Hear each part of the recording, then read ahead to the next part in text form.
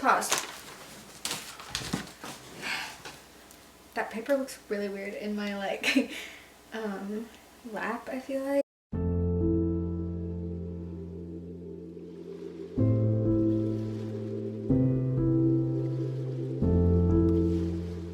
Hi guys!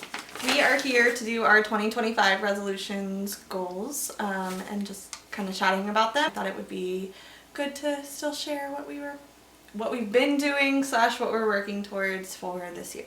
So on her channel we did go through our vision boards that we created together and kind of talked about what each picture or section of our vision board represented.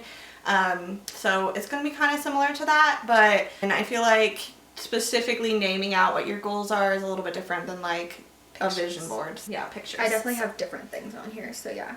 Some are the same, but yeah, definitely different. So my very first goal is to be back under 200 pounds, which normally I would be hesitant to share that I'm over 200 pounds. However, I just had a baby, so like that's what brought me above. So I'm just working myself back down.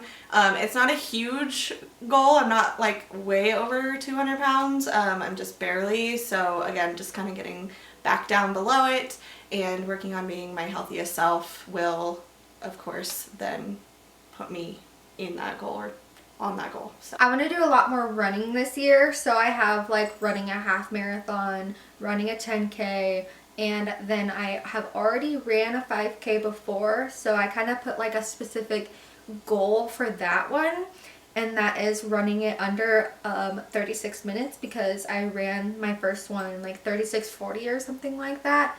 So that's like just a specific goal, but yeah, doing like all three of those things and consistently running. My next one is I want to breastfeed until my daughter's first birthday. That's my like short goal. Like I want to make it until at least her first birthday. I have saved 10K, so I want to save more this year, but that's just like a specific goal. I like to put like numbers on basically all of my goals. It's to double our savings. I have hit 50K on Instagram and hit 1K on YouTube. Mine goes along with the money again, but I want to pay off my credit card. Mine kind of goes along with that. I want to pay off debt, like bad debt, like credit card debt. Still on the debt train here. We have a home equity line of credit that I want to cut the balance down in half. I have a couple places I want to go to this year, so I'm just going to list them right now.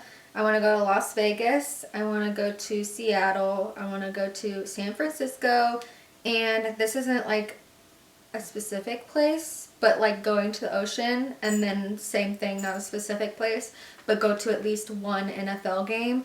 So if the NFL game is in Vegas or Seattle, then that like works. Next one is my reading goal. So I want to read 50 books this year. So I mentioned this over on her channel, but my goal last year was 25 books and I read 28, and that was good for being pregnant and postpartum because I was so exhausted, but I also feel like I didn't really have like the same level of like commitment to my reading as I did the year prior, because the year prior I had 75 books as my goal and I met that, and it was definitely a stretch. But I know, like, based on how I feel about this last year with my reading, I am motivated to do more than the 25 to really push myself. And I always find when my goal is higher, I find the books that like are like my soul books that I just like become obsessed with. So my goal of 50 books is kind of nice because it's right in between the 25 to give me more of a push and the 75 to be less of a push because I was getting stressed. You were. At the end of my year a couple years ago when my goal was 75. So mine goes along with that. I'm gonna read 5 books. Last year I didn't read any books, so this is kind of a push for me.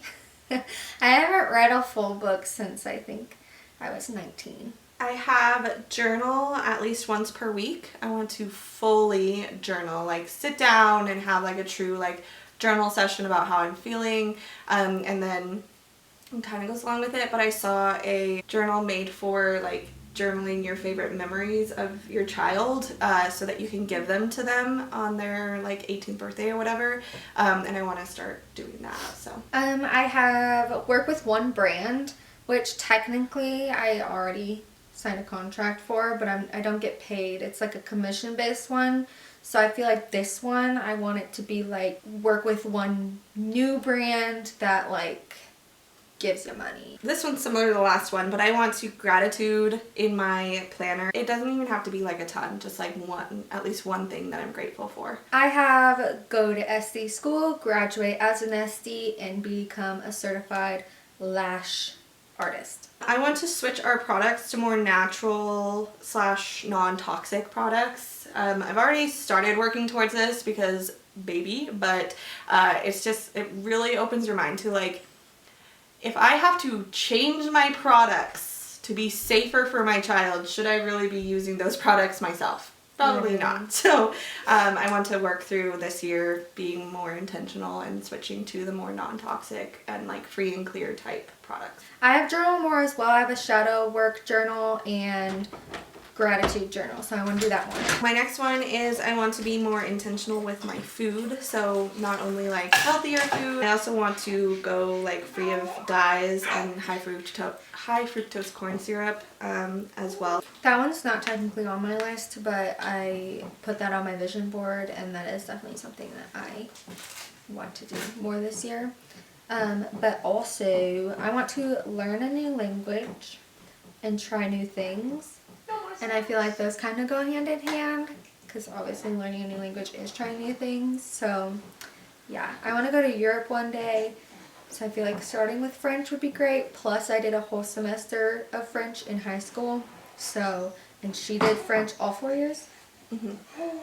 And so at least after high school. Yeah, at least she'd be a little helpful for that. So I think that would be a good language to start with. I'm gonna add that to my list. I was doing Duolingo for Spanish a few years ago and then fell off, so I want to get back into that to learn Spanish. So my last one is more hikes and time outside again. So last year I was pregnant through the summer, so we did not do very many hikes at all. We have not gone camping in a few years, so I would like to go camping at least once this year, because it's been a few years since we've done our camping trips. So just overall, just spending more time outside again, because I avoided it quite a bit while I was pregnant, and I just want to get out so that I can also bring my daughter out and have her grow up outside versus in the four walls. Last year I did 20 concerts. Not 20 concerts. I saw 20 people in concert.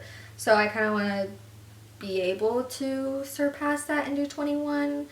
Or I think I did 21, so it'd be 22. I don't know. But I want to become close enough. If there's someone I want to see and they're close to me, I just want to be able to go and not like say, no, I'm doing it. I don't care.